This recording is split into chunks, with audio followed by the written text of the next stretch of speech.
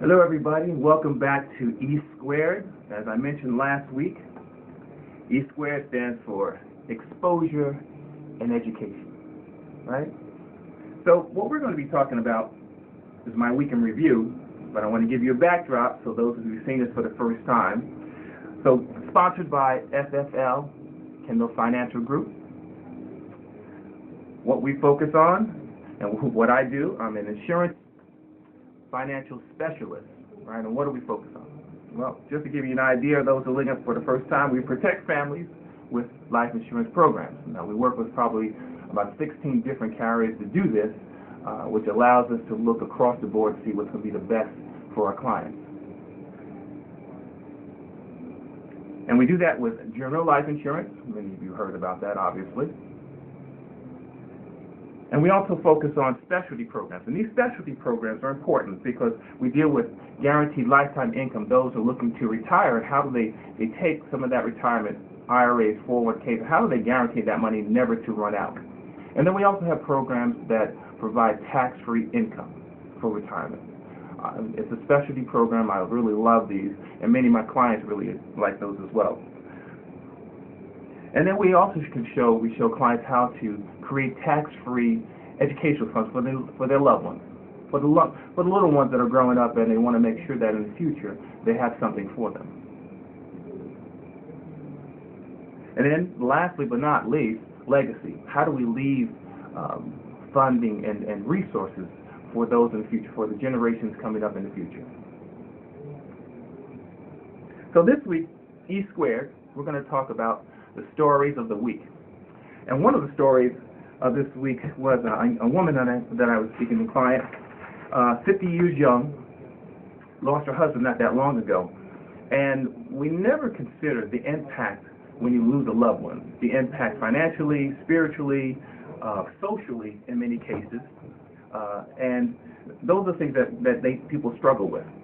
And in her case, in losing her husband, she's also now struggling financially, which is a scenario that often occurs. She's struggling to pay the mortgage, even though money to receive when the husband passed, she received it, but she had to use that to pay the back mortgage.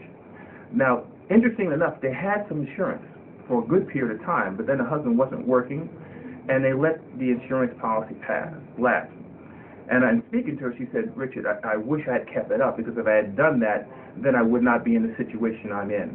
And so many times I hear that story. I let it lapse. I had it when I was younger, but I didn't think much about it. It wasn't that important. At the same time, people were paying insurance on their cell phones. They have cable bills and so forth. But the one thing in the household that's the most important, people are reluctant to take care of that. More importantly, about 40% of the population does not have a life insurance to take care of the loved ones in case things like this happen, right? And these are shocking financial events, ultimately, because that's what it causes, a ripple effect in the household. Give you an interesting statistic here.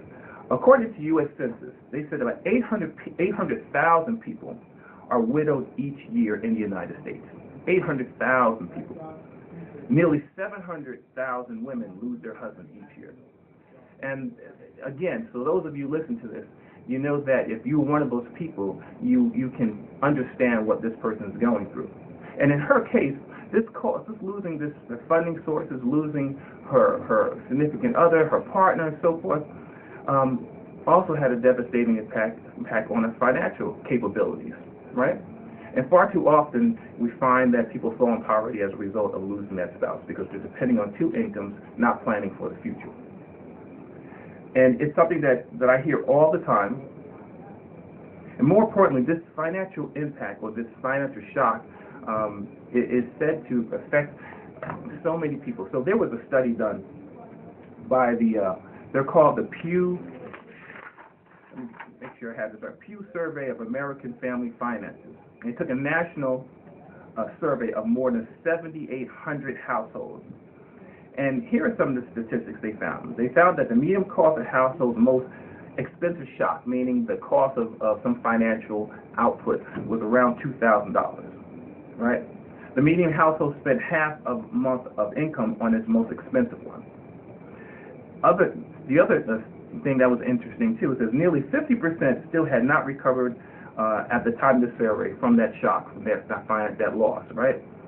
And most was at least 6 months after their debilitating shock, after suffering a financial shock, household, and lower savings and higher credit card debt than those that did not have one, right? The median household that experienced a shock had almost $4,000 less in liquid savings. Now that's interesting because on a national average, the average family across America has only $5,000 in savings. Right? Again, not planning enough for the future, not looking ahead, assuming we're going to live forever. And maybe we will live a lot longer than we expect to, but you need to plan for that as well. And insurance is one of the fundamental ways that you can do this. Now here's a study. The survey shows, you can see some of this, you can see for yourself some of the percentages that, or how people are impacted and the areas they're impacted. So you can see this closely. Now it shows a further major home repair, car repair, divorce or widowing, laid off. So anyway, these are just some of the things that do occur and how it impacts you at home.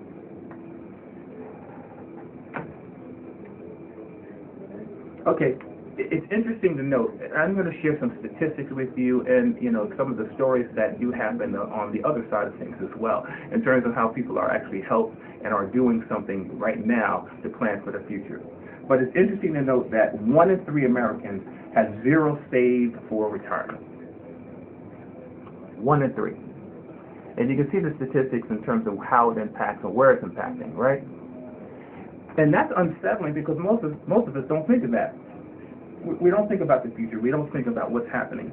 And staying focused on the woman I was dealing with or still dealing with in terms of trying to help her out, trying to figure out a strategy for moving forward, the other interesting note is that women are less likely to have the savings necessary for the future. And here's also some statistics there.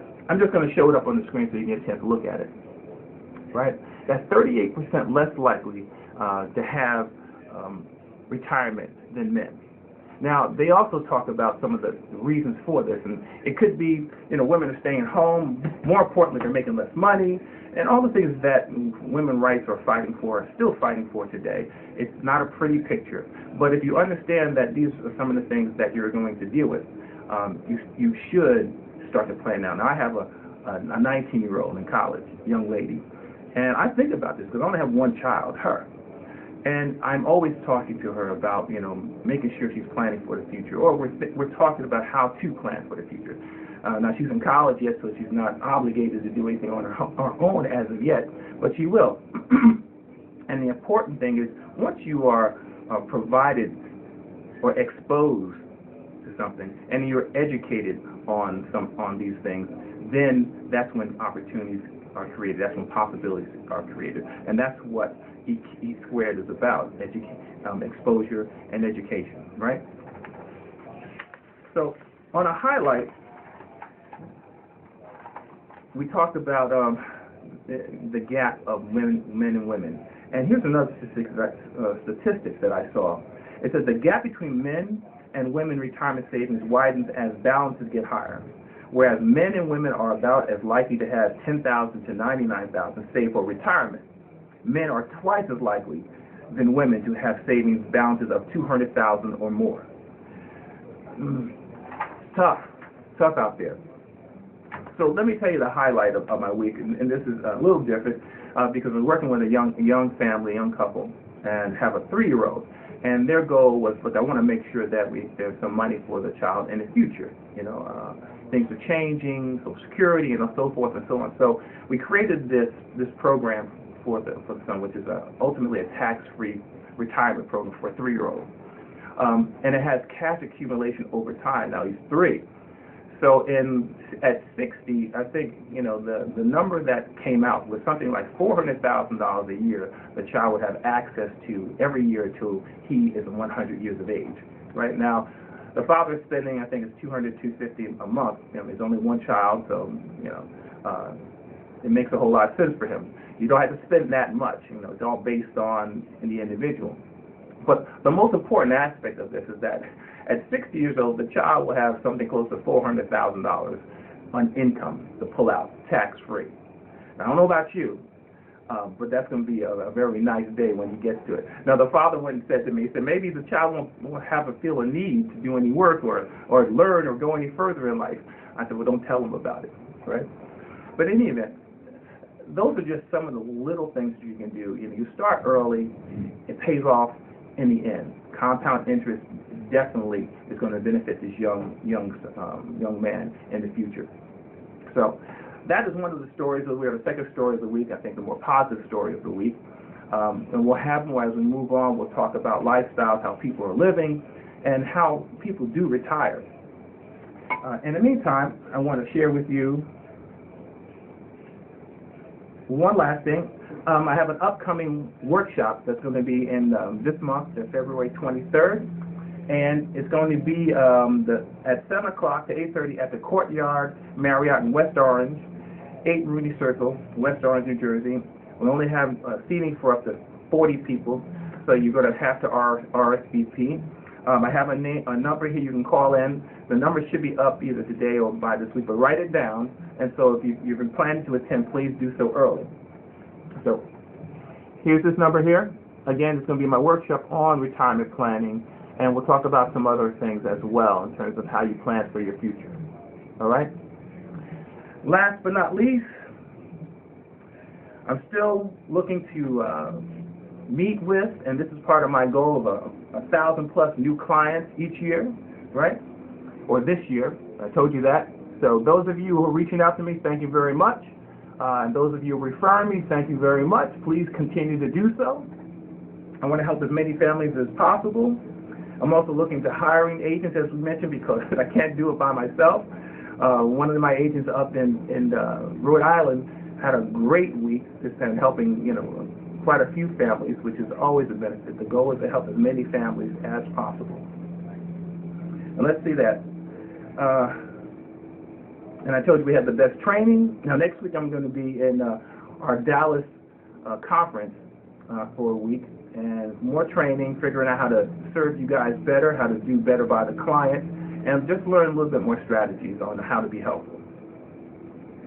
So, in closing, you can contact me at, it's the office number here. Write that down if you need to reach me, but leave a message if I can't pick up the phone, okay? If you want to reach me at the KendellFinancialGroup.com, please write that down. That's the email there, Kendell Financial Group, okay? You also can go to my website, richardg.advisorprofiles.com. Reach out to me there. Tell me what's on your mind. richardg.advisorprofiles.com. Or at R.E. Groves Jr. on Twitter. You got to use all the electronics and technology that's available to you. Facebook, everybody knows there. Please FaceTime me or reach out to me. And remember, Richard Everhart Groves Jr. This is my weekend review with E Squared, Exposure, and Education. Thanks everyone for listening. I'll talk to you next week.